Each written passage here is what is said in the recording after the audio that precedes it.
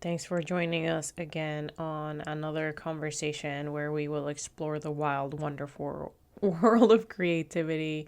Our guest today is Thomas Hicks.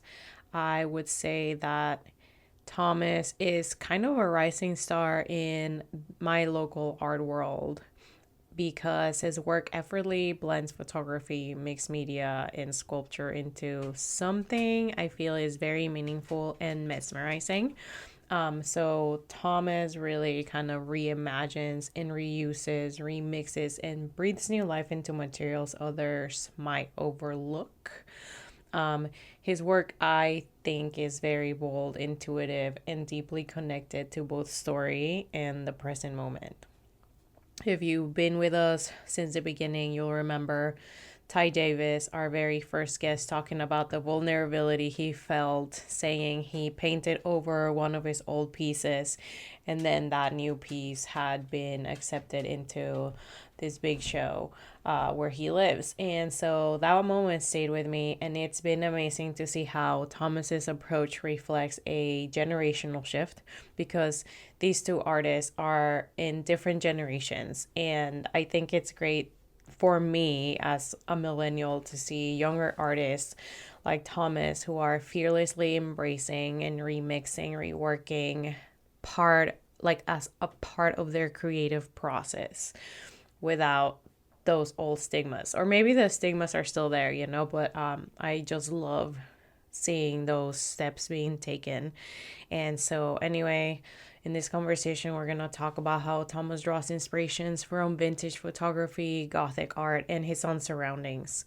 We're going to hear how he's challenging the idea of what it all means for art to be finished and how he's building a future that's as innovative and it's rooted in tradition at the same time.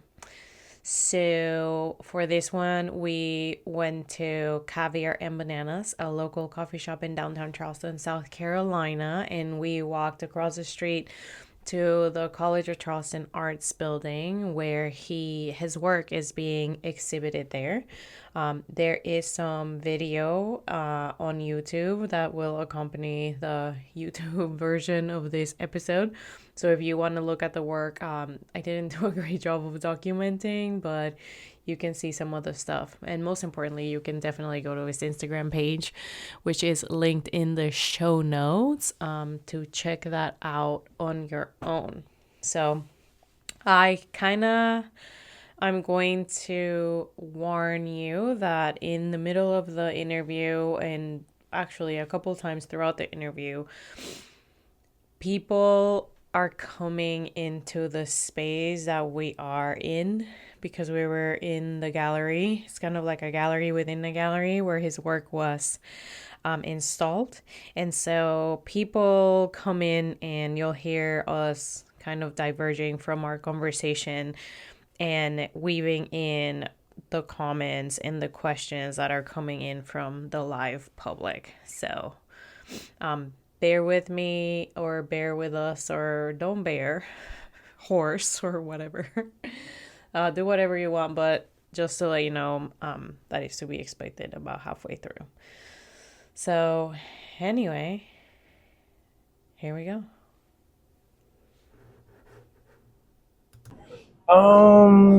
Yeah, so basically, I think I've always just been a creative, like, just child growing up. Um, I don't have any artists in my family. I just know that I just have stories of like me helping pick out like my mom's outfits, helping pick Yeah. out my aunt's outfits, like me just like being in tune with like clothes, colors, things of that nature. I always just had like a flamboyant style like when I started to dress myself. Yeah. But I think what I recall is when in high school there's this place called the Fine Arts Center. I'm from Greenville, South Carolina, and Okay. basically the Fine Arts Center was like this, you know, prestigious school of the arts. Like you apply, you get in, you have like this rigorous like art kind of work course and load, and they have like music. And I originally I applied for music because I've been in chorus since elementary Oh, and so like you can middle. sing? Oh, I that's can. amazing. And like I feel like singing has helped a lot of things too, but like I applied for singing. It didn't really go well, Chad. I was very just nervous and like it didn't go well. And I Yeah. didn't know. I thought the Fine Arts Center was just for music. So when I found out it was like arts there, I applied the next year and I was like, oh, I can do art. Like, I just thought it was easy to me. And like, low key, my sketches and stuff that I turned in, like, they weren't, I feel like it showed promise. That's what it showed. It was just very like, Gotcha. um, it showed that I could do something and like it showed my creativity. Like I took pictures on my phone. I did these made up these still lives, like me just being like interested in the art to see what can happen. Yeah. And I had my interview. It went well and I got in. I've been doing it I was there for 3 years. And like doing the arts there like really kind of challenged the way I look at art, like the way I feel about it, the way I use materials. I was taking photography. I took photography all through. So photography is like my root. So how Um, old were you at this point? I was in high school, so probably 18, Okay. 17, yeah, something like that. Okay. Um, 16, whatever. But I, yeah, that's kind of where it started. And I've been in Fine Center for that many years. And like having like a kind of college like rigor course at that age, kind of it just made me really think about art in like very different ways. So. And then you decided, thank you so Mhm. much, to go to college for art. Yes. Okay. It was just I don't know. It clicked when I was there. I was just like, I'm an artist. There's nothing else. Like there's no backup. There's like Is this your working here? Yes, this is my work from this side. Okay. hmm Um, but yeah, there's no other choice. So I keep putting myself into it. It keeps getting better when I keep putting myself into it. Like I give it my all. So without that, I don't think I'll be here today.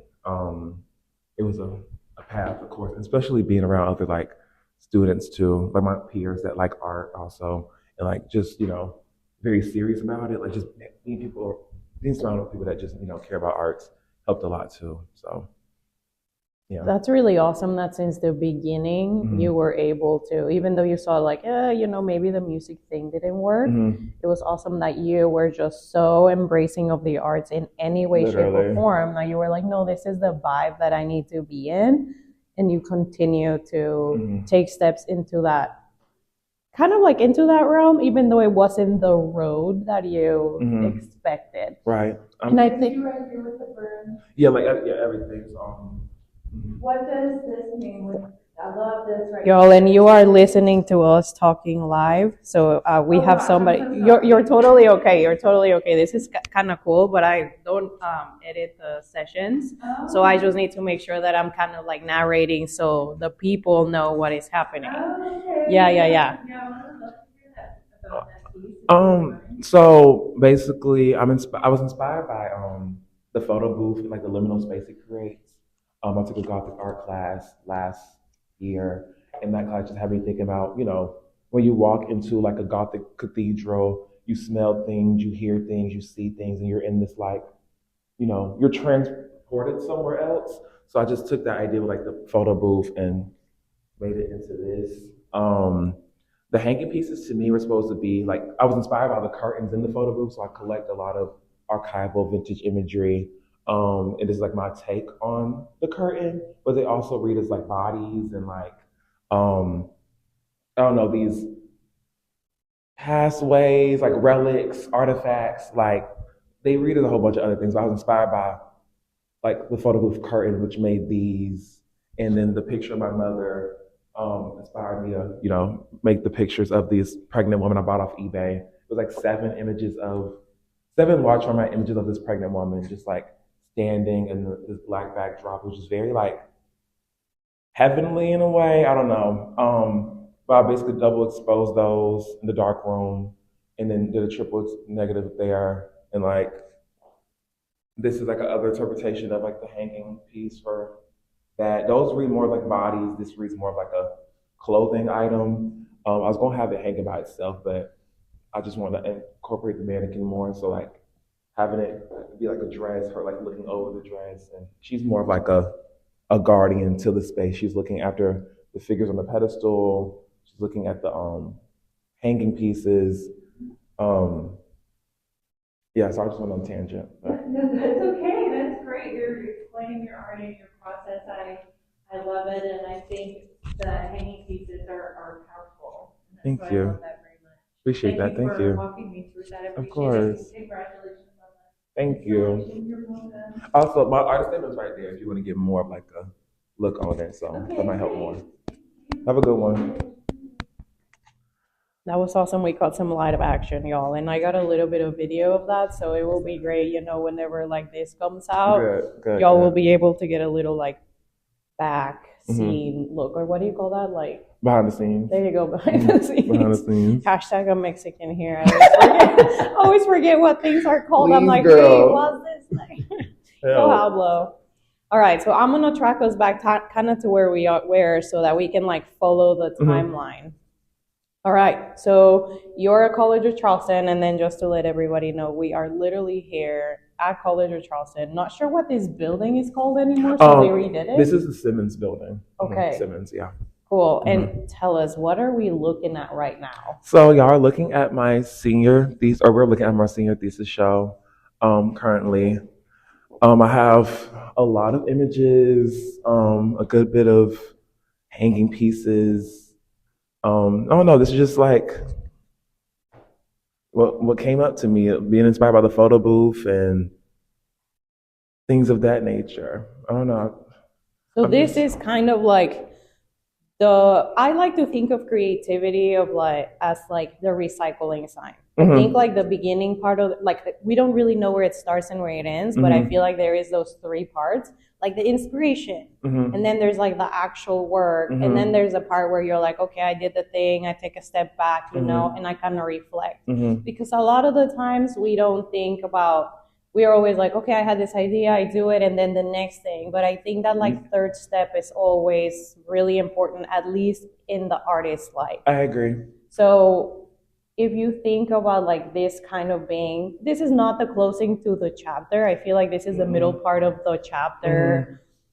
What going into this body of work, like what were you thinking about before any of this came out? So like I said before, I was thinking about like Gothic art. Um, I was inspired by like a historical movement or like with art for like me to get inspired by and like take from in a way. Like when my teacher was talking about liminal spaces in Gothic art, it was such a small like aspect, but I feel like there's tones of like religion in my work also. So that class really just helped. A quick question, that class, like how, in what part of your like college I career took was it that? junior year, Okay. so last year. Okay. Yeah, that class really helped, and like basically, I was already experimenting with the photo booth in my last year photo class. I was advanced photo, yeah, um, and I was doing all these kind of things. I was just looking at the photo booth in a way. I was like, okay, this is a liminal space. How can I like transform the space into that? Okay, quick And question. How would you describe a liminal space for people that are like, what's a that? liminal space is like a place that like you walk in and you're taken completely somewhere else. I feel like it's like a pocket of not reality. Like it really is like a portal. Like you walk in, you're in a totally different space. So if you think of like a Gothic church, for example, back then when they had like incense and you see the paintings, like you hear, the Yeah. voices, like that really gets you like into a different realm. It's Yeah. crazy. And here Um, I really do feel like we are in that liminal space. Like uh, even just the fact that this is kind of like a room mhm, inside another room, mhm, like a show inside another show. Like mhm. it really does feel like we're going into like an art kind of like speakeasy No, kind of literally. situation. Oh, all this work from here, there's all mine. Um, yeah, and then like I always reuse old pieces of my work because I don't think they're ever done when I finish them. Yeah. So these hanging pieces, I made a version of them my sophomore year, which they're hanging pieces also. Um, And the first version of these that you made, where did that idea come from? I ah, remember like you telling at the beginning of your mhm, story, kind of started with like textiles, with yeah, clothing. girl, you can walk in. Yeah, go ahead. No, no, no, no, working girl. But I don't know. I don't know what I was doing. I was in the old sculpture studio. Yeah. Yeah, and being there like with my fabrics and stuff like they were just getting like naturally dirty, and I was just like, okay, like I kind of want to like lean into it. So when I got exposed to plaster and like how it can like freeze things and like you can burn it after it because like it acts like a protective coating, you know. Bye, thank you. Um, that just got me thinking like, what can I do with plaster? What can I do with fabrics? So like when I one day I made the mixture, I dipped it, and I hung it, and I was like, okay, like this is something. I like it. I don't know. It's just all my work is just very intuitive. Like Yeah. it's very just I let my brain do its thing. I go on autopilot, and then I wake up from a coma. I'm like, oh, I have all this work. You go into the liminal space No, too. literally, girl. I Yeah. go to the portal. Yeah. Yeah, I know it was a breakthrough when I made those pieces. Especially when I like applied them to young contemporaries. Also, like I got an award for that too. It's just like okay, like I'm on the track to something. But I just know, like me personally, like when I made them and I hung them, I was like just sitting with them and looking at them. I was like, okay, like something's there. So I know I just wanted to like expand on that. Yeah. And they're much smaller compared to these. I want these to be much bigger and give like the presence of the human body. Like, when you walk and you're shocked, you walk around. Like I wanted to really command a presence. And I Yeah. don't think those other ones were commanding a presence. So They were like smaller prototypes. yeah, prototypes, literally. And I see, Yeah. like a lot of my work is that way. It's like, I don't know, those hanging pieces on the corner also. Not hanging pieces, but all the blue strips. I've had that in my photo class. That's when I made it. And like when I made that piece, it was like okay, like I'm onto something, like something's clicking. Like, I take bits and parts from different classes and things that I like and what I've learned. I'm like, okay, and I just add it to my arsenal to keep going back at and look at later. Like you saying like the third step, like ruminating and looking at your work, it's really important in my process because like work. Oh no, you can always be inspired by other artists, but like you really need to be inspired by yourself and look at the stuff you That did. part. That part right Because like there. when you keep upgrading yourself, Yes. that's when things just get better and better and better. So I don't know. I always just sit back and let's look and be like, okay, like I did this. What can I do here? Like, you know. Do you have any like specific way in which you kind of like catalog these little like gold nuggets that you pick up throughout your own creative journey? Yeah, I mean, I do. I sketch. Okay. I take a lot of notes. A lot of notes. And then like notes on my phone also. But yeah, it's a lot of like just writing things down. Like I'm not the one to keep one sketchbook. Yeah. I have multiple books. My brain it's very so they're all like all different ideas and like different books and backs of like receipts and shit. Yeah. It's Okay, so just really quick about that part. What's up? I'm pretty sure that every creative that's listening right now, which is basically like everyone, is going like, yeah, me too.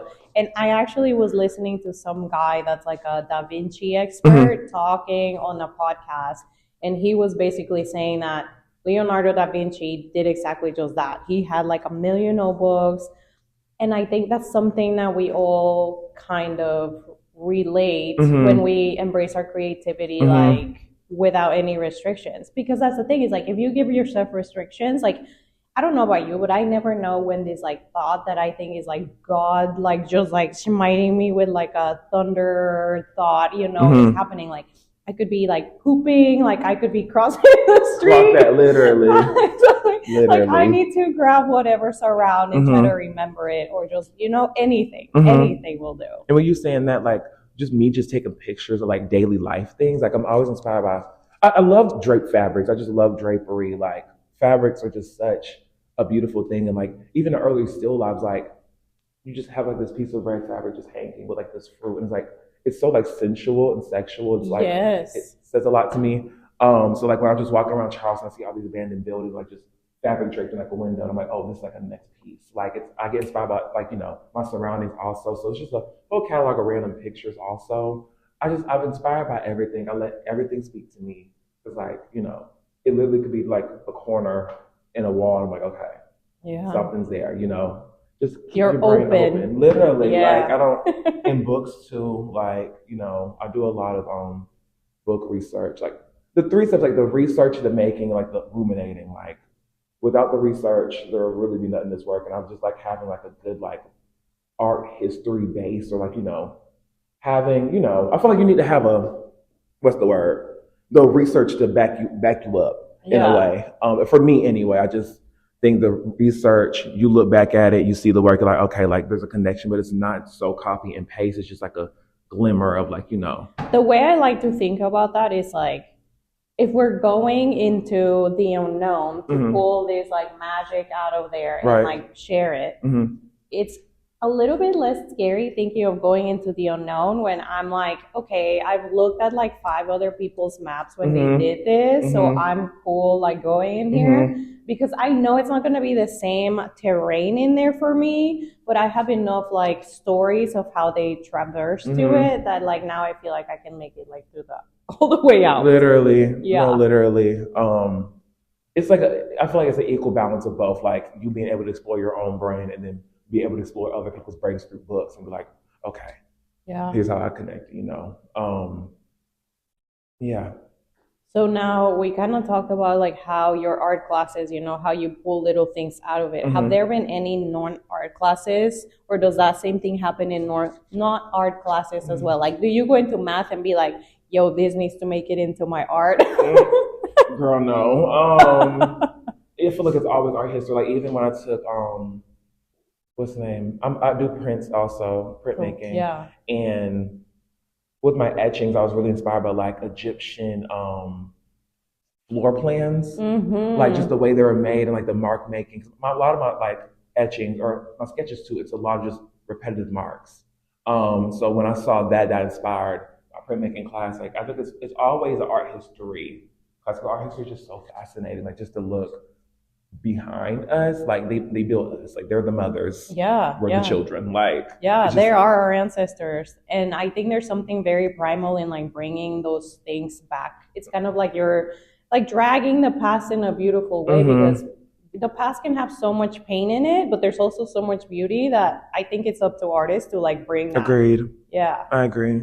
And I Yeah. no, like you said, I think it's up to us, like just to respect people that are like behind us, like Yeah. show them respect. That's just all I see art history as. So I don't know. It's as small as like the land, the plans of just like pyramids, and also a lot of Egyptian art was I was just inspired by in printmaking. It was gorgeous period of work. Yeah. But yeah, it's Okay. always art history. I love Always. it. And in a way, you're kind of like creating your own art history here. hmm Like it really, really is. Thank Because you. I love coming in here and yeah, like not every piece in an art show is gonna be able to tell a story.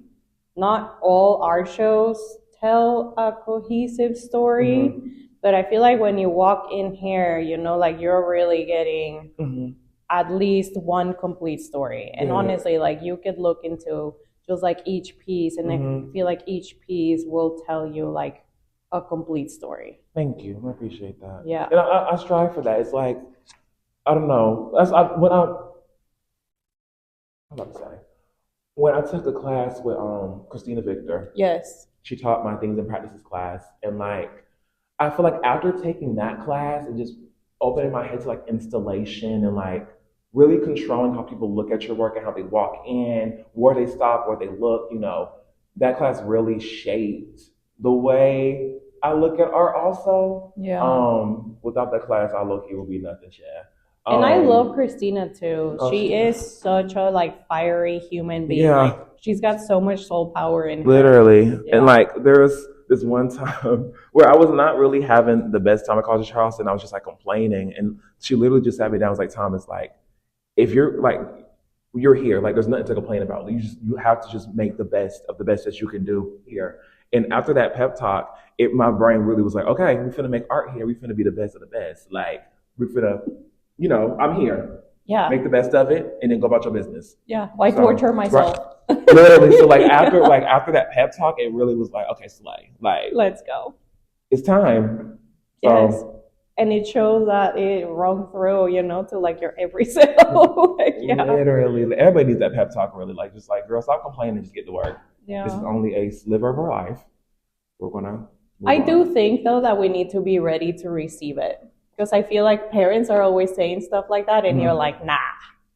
But you know that saying of like whenever the student is ready, the teacher will appear. Speak about like, the Mhm. ancients, like Mhm.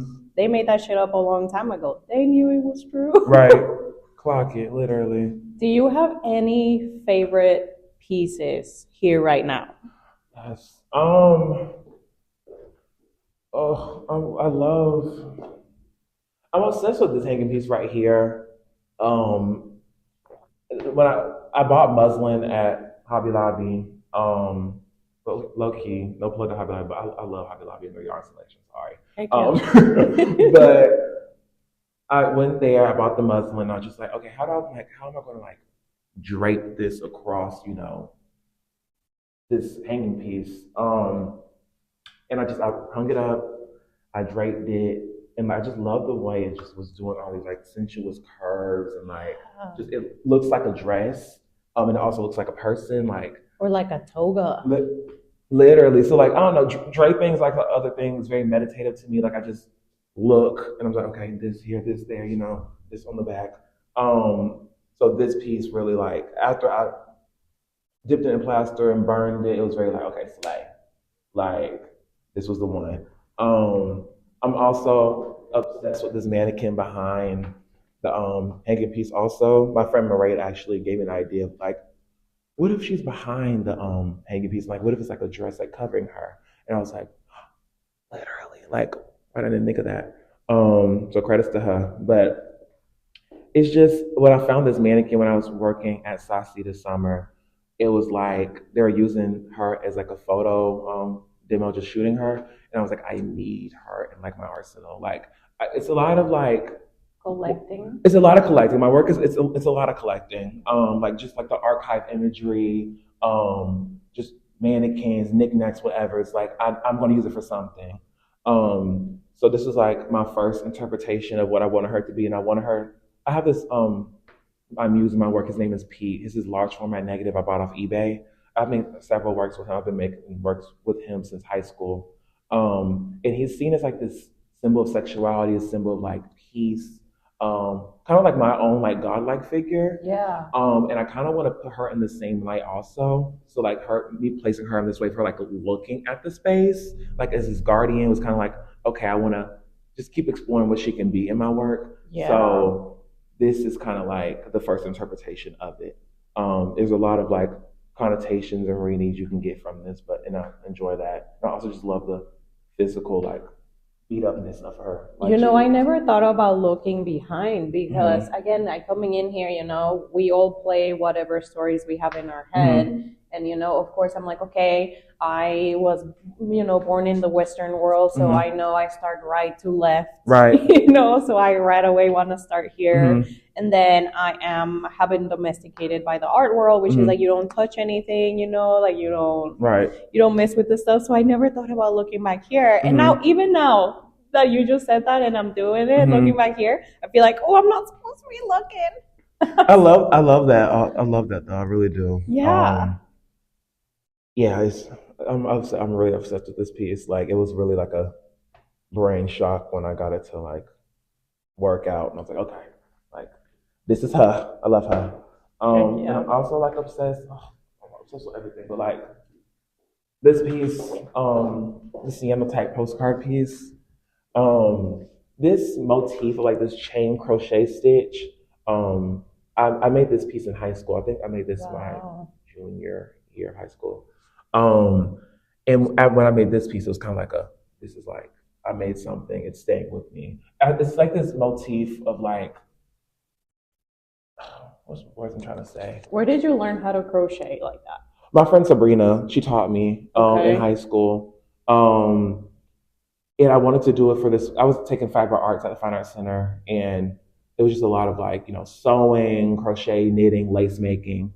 And crochet was just very easy for me. And when I found out about this chain stitch, which I kind of see as like I did a lot of like pictures with this motif also, like cutting it out to like mimic that. And you can see that here. It's that same stitch, but like I put it on top of the picture. And it's I bet that was hard. It was. And it acts as like a prison, but also like a reminder. I don't know. And it still has like that portal aspect to like two realities like meshing into one. Yeah. So yeah, that stitch really like transformed the way I look at photography too, and the way I connect fiber work with photography, and also cyanotype, like that rich, like beautiful blue, Yeah. The intimate size of the postcard. It all just made sense here, and I call this kind of like the looming piece. Like I've had her in like my Redux show. She was in it. I had her in a lot of like my projects in photography, like just as like I don't know, a reminder. I feel like she's kind of like she's the root of my Okay. work. Where I feel like she's the root, and I feel like with all my works in the future, she will always be in it. Like I don't know, and It's like the seed. it's no literally, and it makes Yeah. sense with all the work. So I feel like it's like a nice like you look at like what is that, and you look at the that piece like okay he mimics it here like Yeah. but it's the looming piece. It's like this kind of like the same thing as like the sculpture. You know what's so crazy? I was just thinking about that whole like, okay, I'm a trained Westerner. I'm gonna read I'm gonna start over there, and then I'm like, this is where it starts. It's a complete opposite, and like how interesting, because I do think like life exists between a paradox of like life and death, and everything we call life is like in the middle, right? And it's like, yo, it started back there. And I think you can look at it anyway. Like I feel like it's interesting to start at my mother's picture and then like walk around to like here. Like I don't think there's no end or beginning, but I do like I've noticed like when I was making the work, I was thinking it like this way, but I've been loving like people looking at it and like going this way, and so do my mama looking at the corner pieces, looking at the mannequin, like Is your mother still alive? She is still alive. Yeah. Okay, and is that where she's pregnant? Yeah, she's pregnant with me. No way, dude. That's oh my god. That's so. See, you got two seeds, like seed and seed. Literally, like it's that's powerful. Okay, this is gonna sound like a really stupid question, but did you do that on purpose? Yeah, I was inspired by the picture of my mom to make these pictures of the other pregnant women. And I was also just thinking like, if this is the beginning, this is the end, or they're both beginnings. So like, it was in the back of my head, yes, but like also, I say I work all intuitively, so my brain she knows more shit than I do. So it was like okay, boom, boom, and then come in. So beautiful. Yeah, thank you. So good, so good. Well, are there anything else you feel like you want to share while we're recording? I mean, I don't know. What do you see like happening next? Because like big things are coming for you. Thank you. Yeah. Wait, did you do the Redux Lightning residency too? Okay. How was that experience? It was great. Okay. It was a lot of like seasons. I feel like the photo class, the residency, the Gothic art class. Like without the residencies, I wouldn't be exploring pastels, and like I explore pastels in 3 of the pieces here. Yeah, it was a new method, an approach. I was there 24/7, like making work. Were you taking classes while you were part of the residency? I'm taking classes at the college. Yeah. Yeah. Okay. So I was balancing a good bit. Wow, that's really awesome that you got to like squeeze that in while you were in school. Yeah, I know, right? I'm overachieving. Let's go. But yeah, it got me into pastels and like how I love. How did that happen? Was your because normally you do it with another artist, you share a studio. Yeah, so the Lightning residency, just really quickly for those who are listening, is a 3-week.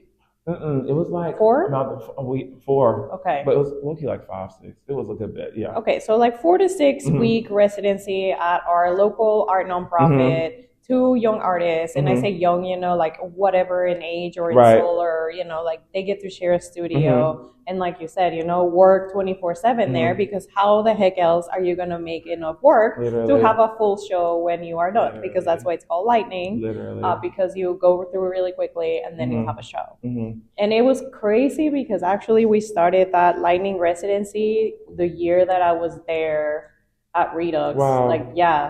I remember like the whole process of like how that came up, and so it's so crazy to like see the beginning and then like how it's going. No, literally, really cool. And it was great. Like I got to meet Keela. Like shout out to her. She was my studio mate. Keela will also be on the podcast, y'all. So she does photography. She was great. Just to have that like mentorship there too was like a lot of good things happening. That's really awesome. I don't know, me exploring with pastels, it was like, I don't know, I just wanted to bring color to my work. I don't really use a lot of color. So it was just like, okay, I'm gonna use pastel, like the way I could just like use my finger, like move it around, like just the whirling motion of it. And that was like my first iteration of the portal also, of like, you know, it looks like you want to go inside it. So I don't know, the pastel was like easy for me to communicate that. I love pastels because again they're very like sensual material to where like even as you're like sliding it, the resistance is just so creamy. Right. And you're not used to that because you think like chalk is gonna be chalky. But then it's like when I found out that pastels were like creamy chalk, I was like, oh my God, I just wanna like scratch it like 100% of the time because it feels so good. No, literally. And then same thing, like, you know how you can like blow the dust and it looks super cool and like smudge it. Like I just love it because it's so creamy, but also so dry. So weird. Yeah, that was actually I made both of these at Redux, but I showed that in the show, and I didn't show this in the show. It was the start of something. I was like, okay, I'm gonna keep going with it. And it's usually for those two portals on the ground, on the pedestals, I like drawing on the back of pictures. It has like, I don't know why, I did it with paper, and like the one hanging beside the triptych, it's on just a postcard, just like using found papers, just like, you know, recycle, reuse. But it's also like interesting, like make like I don't know, a drawing on the back of a picture, like because the back of pictures has that like weird slippery kind of like paper. It does, and like it's those pictures on the pedestals. There are pictures of this woman that was getting married. Basically, they weren't the same people, but they were the same location. Which I found interesting also. And like my work is just, I think it's about like relationships, about connection. It's about religion. I use these people as like stand-in props for like myself and my family. So it's about trauma, but not hitting you in the head with it. And then you also everybody can relate to it also. Yeah, so just working on the back of the picture, I was like, okay, like this makes sense here, you know. And then I can also in the future, like present it on a pedestal, so you can look at the front and the back. Like this is only a first interpretation of this work.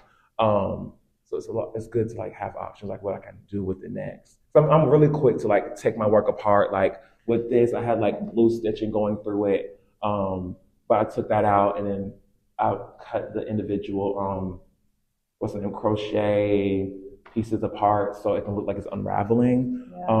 Because none of my pieces are done. Like there's always room for improvement, it's different interpretations. Like, and what your mind right now is thinking is looking one way and you like it. A couple months later, you're gonna be like, girl, okay, it's time to switch it up. So I don't think we need to be bound about like, you know, oh, it's done. It's like, is it done? It's like they say you can't step in the same river twice because the water's always moving. Literally, like, you know, it's like it's never done. So cool. Yeah.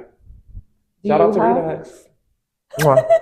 Do you have any other like art shows planned, or are you kind of just chillaxing right now? So I'll be applying to Young Contemporaries, and I'll be in the Halsey.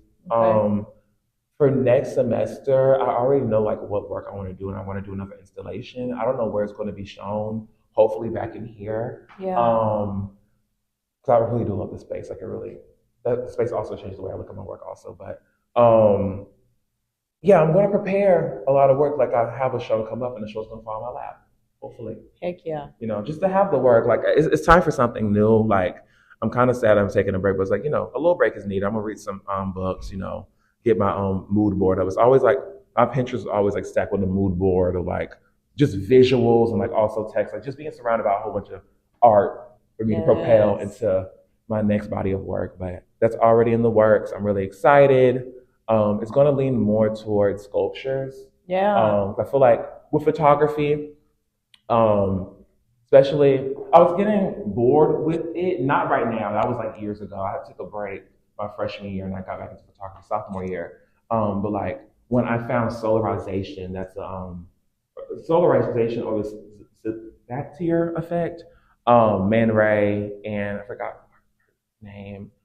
They both found out the method is basically like inverting the colors on the paper, and it's like this dark hue. Like I have it here with my self portrait, and yeah, those two are the Whoa, cool. Yeah, and like that looks really awesome. Thank you, it's a self portrait of me. But yeah, it gives this like liminal aspect to it. It kind of gives you an aura too. Oh, literally, and like it lines the body, like it makes everything really linear. But I feel like when I found that out, that's when I got back into photography and started living for it. And for the sculptures, I feel like when I started adding the like second layer on fabric on top of the first layer, that's when I was like, okay, something's clicking. I feel like there's a lot of like things I can go from here. I can explore like different materials, because I feel like this is like a study on degradation. And my next hanging piece, I want to start thinking about preservation. Ooh.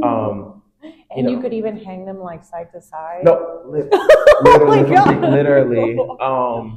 I'm really inspired by Eva Hess's work, like who isn't, and like her whole thing was like, work is not meant to last forever, just like how we're not going to be here forever. Yes. So like the work just gradually falling apart and like, degrading over time is literally the whole purpose of the work. But I also want to explore what preservation can be in my work. So like whether that be resin or I don't know, we'll see. And I also want to explore like a different material, probably wool. So I was working with a lot of wools in sculpture too, but cotton is kind of like my base, like cotton everything, no acrylics, natural materials.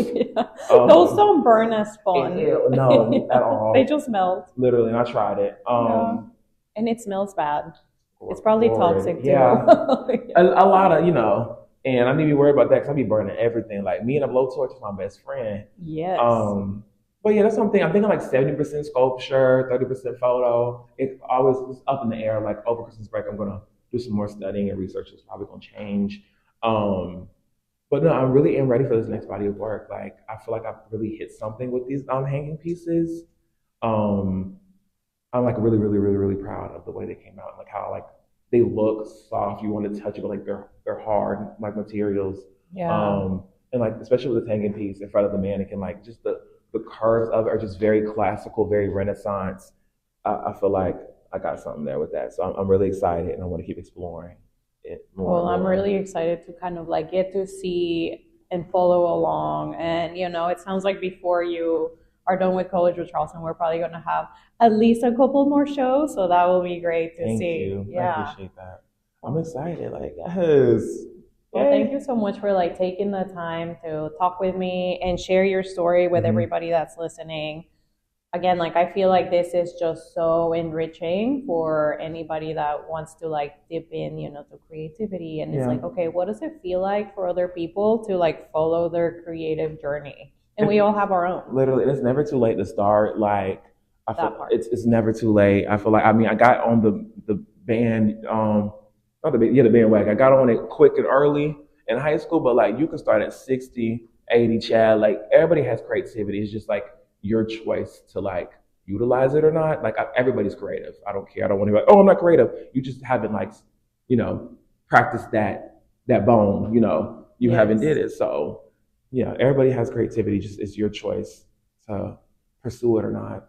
100%. And I pursued it, baby. So, let's go. Yeah, and we're gonna keep going. Period. Well, cheers to that. Well, again, thank you so much. Thank you. I really appreciate it. And